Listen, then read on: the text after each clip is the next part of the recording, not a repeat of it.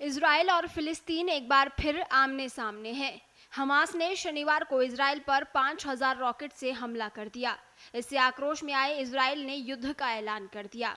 ये पहली बार नहीं है जब इजराइल और फिलिस्तीन आमने सामने हों। दोनों देशों के बीच सालों पुराना विवाद है जो खत्म नहीं हो रहा। आइए जानते हैं गाजा पट्टी को लेकर इजराइल इतना आक्रामक क्यों रहता है और इस विवाद की असली वजह क्या है। पहले विश्व युद्ध में ओटोमन साम्राज्य की हार के बाद ब्रिटेन ने फिलिस्तीन पर नियंत्रण हासिल कर लिया था।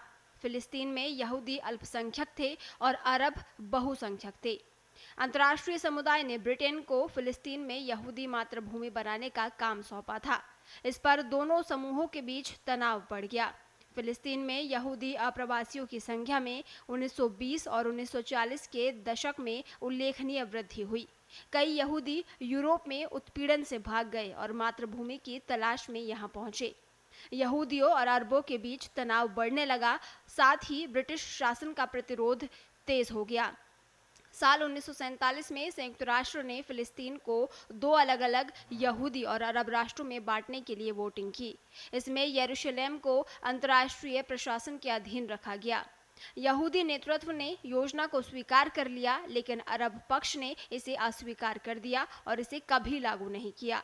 संघर्ष को समाप्त करने में नाकाम रहे ब्रिटिश अधिकारी साल 1948 में पीछे हट गए और यहूदी नेताओं ने इजराइल की स्थापना की घोषणा कर दी।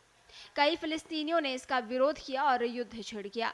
पड़ोसी अरब देशों ने इस मामले में सैन्य बल के साथ हस्तक्षेप किया।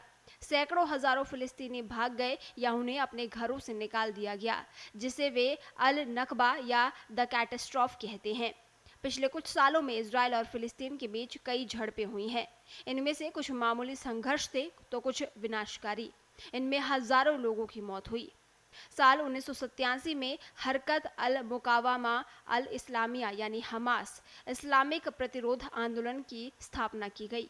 ये सैन्य क्षमताओं वाला एक राजनीतिक समूह है जिसे एक अंतर्राष्ट्रीय सुन्नी इस्लामवादी संगठन मुस्लिम ब्रदरहुड की एक राजनीतिक शाखा के रूप में फिलिस्तीनी मौलवी शेख अहमद यासीन ने शुरू किया था। दो फिलिस्तीनी विद्रोहों ने इजराइल फिलिस्तीनी संबंधों पर गहरा असर डाला, खासकर दूसरे विद्रोह ने।